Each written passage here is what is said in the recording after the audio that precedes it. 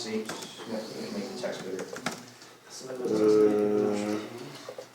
That's what I was looking for, something like this in the code. So this is generic. X2GO server would run this. Det er for åndssvagt. Det skal være testspiller, fordi det er den borger, som normalt giver for dem. So you get to grab the application to the user to run exactly in the here. Det står bare noget. X2GO server. Yeah. It should be XCB for SEO. So you should target check. Nej, jeg tror, det er den billede, selvfølgelig det er en anden. See if this script exists. Jeg henter bare en optagsprogram herfra. Det er en burde i virkeligheden sådan her.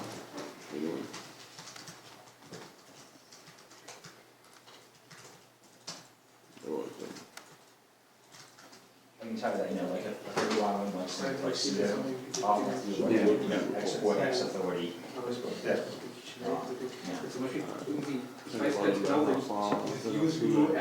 often we have trouble when it's up to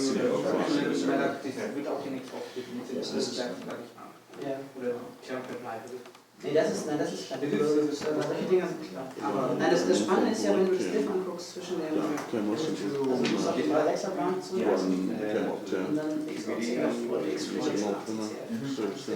Das war gerade, das ist da arbeite ich auch. Jeg tænker bare stadig lige på, hvordan den spor der bare fremad. Jo, men det er fordi, det har ikke noget med... Man kan lige se kvalitetsforskellen. Hvis der er, så kan vi bare lade dig få en billede herovre på igennem TeamViewer, så skal det bare. Jeg vil gerne ikke have det her til bare at finde ud af, at det er video, det er du som faktisk.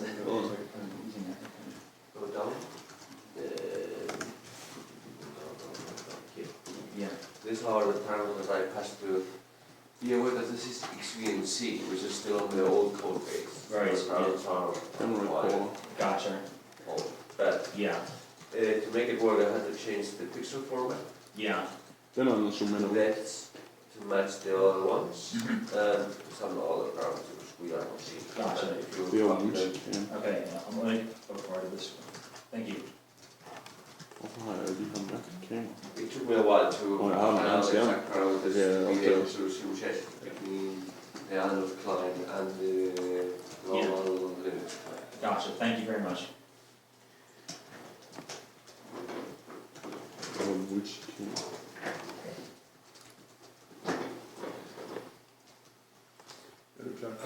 Okay, it would be time to start, but Uptake. we're missing Mihai. No, he just went for 5.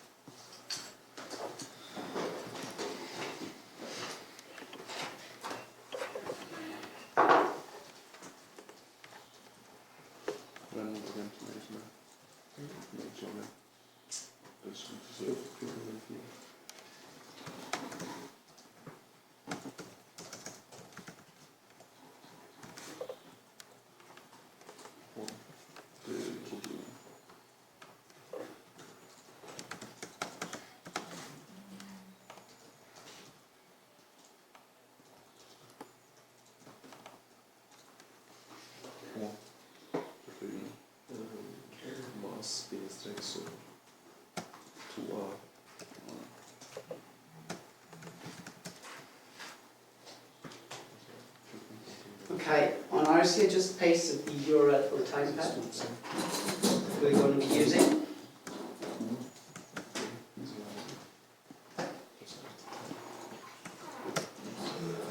Stefan, did you get it? No, hold on. I haven't joined the room yet. Okay, you haven't joined the channel.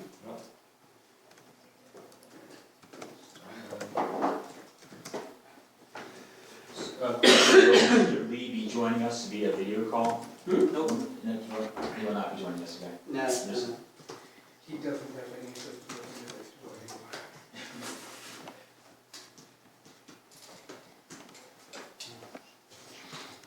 Okay, here it is.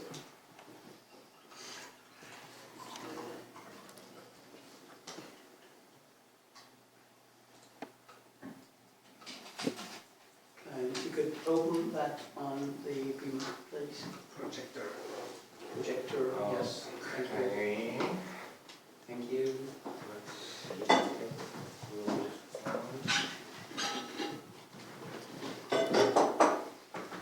Okay, so while Stefan's getting the title back online, I'd like all of you to open that on your local computer as well. And we'll do a completely freestyle session, growth session. So that is, I haven't prepared anything apart from working on the broker for the last 2 or 3 years, which is a bit, I think, as a preparation. And so whatever the session will be, I would like to have parts of it, well, all of it is impossible, but the essential parts of the document. If you open the title pad, please make sure that we can identify you by the color you're writing with. On the left, you see a lot of unnamed tags, color boxes.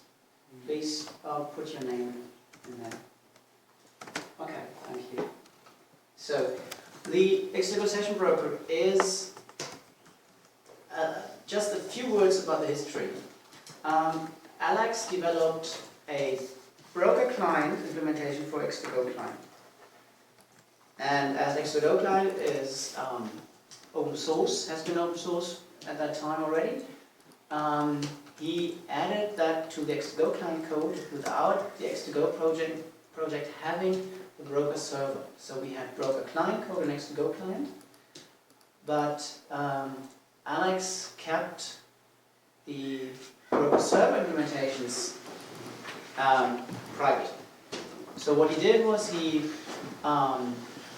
was contracted for companies, they wanted to have a broker solution, and he implemented the broker solution for them, customized for the site of the customer location.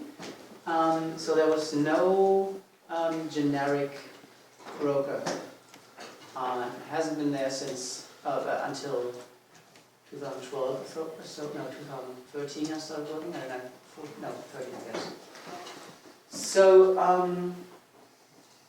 and I knew there was this broker client called X2GO client, and I thought let's have a broker. Let's have something that people can use. Let's have something that is easy to install. That was my first directive, and then I realized, oh, it's not so easy to install if you want to have a generic product, which is a product everyone can use on different scenarios. So the easy to install was dropped. There is an easy to install for a very simple use case, but once it comes to load balancing and communication between the broker and the X2GO server, then it becomes a bit difficult.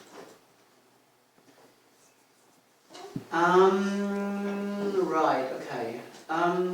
So at that time I looked at the client implementation and asked Alex if he could provide me with a minimal broker server draft. So he sent over a per CGI script and a script demonstrating the X2GO broker agent functionality. What that is, I'll get to in a minute. And from that, I re-implemented my own X2GO server, X2GO broker in Python, a draft for now. Just to check, can X2GO client now communicate with the broker? Okay, no. So now, what is a broker? Are we all aware of that? A broker is a service on the internet that tells the remote desktop client, which is X2GO client in our case, where it can find running servers and what kinds of sessions this server supports. So one scenario is you have a school, you have 3 terminal servers, and the broker only presents one X2GO client card, which is if you start X2GO client, you have first session profile, you have a card on the right, and it just provides you with one card, and you click on that, and then you end up on one of the terminal servers. Can you show me that rule? Yeah, just Actually, I would have to log off. no, you don't. Never mind. See? I could do it on my laptop. No, stop, don't plug it. We know how the cards look next to it. I just want, And another use case can be a system administrator or a group system administrator working for a huge company that have loads of Linux servers, clients that are all accessible via X2GO. And all these X2GO servers should be sort of brought to X2GO clients by a broker, so that end users don't have to maintain their own session profile list, but the session profile list comes in by the broker. So the first use case is providing session profiles. The second use case is if a session profile is connecting to more than one service, which is a load balancing server farm, then also the broker should decide what is the best server now for this user. Then I very soon came to a point where I wanted to have,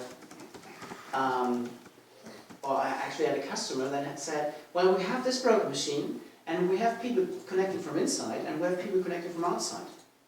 But the people connecting from outside, of course, have to connect to a different IP and port compared to the people connecting from inside. So on the inside, you have a private IP address and port 22 for SSH. Connecting from outside, you have 3 machines that the people should connect to. It's all the same IP, but it's different ports.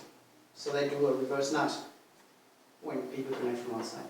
So what the next step was, ACLs for hosts. So if a host is connected from a private network inside, then you get presented session profile A, B, and C. If people connect from outside, from a public internet IP, they get presented session profile D, E, and F, which connect to the same host but with different connection, information like IP address and port. The next use case was you have a company and you have the accountants and then you have the developers and then you have help desk. They all shall use the same broker, so they authenticate against the broker with a username and password, and then the broker says, okay, you're an accountant, you get the machines for the accountants only. And or it says, oh, you're a developer, yeah, you get the server developer pool, and you see that. Or you're a help desk staff, and then you also get different machines in the session profile list next to Go client. So then we had user ACLs and group ACLs.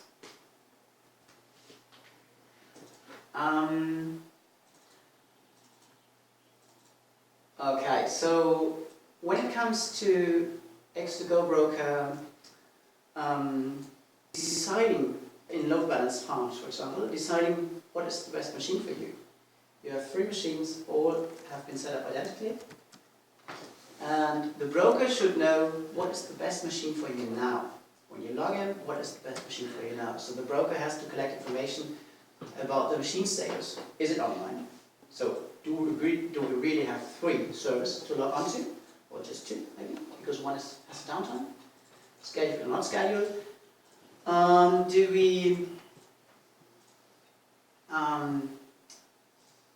So is the machine running? How many sessions are on that machine, on each of the 3 machines, and how much load is produced by these sessions? So that is, we know about the sessions next to Go because there's a database, but we don't know about the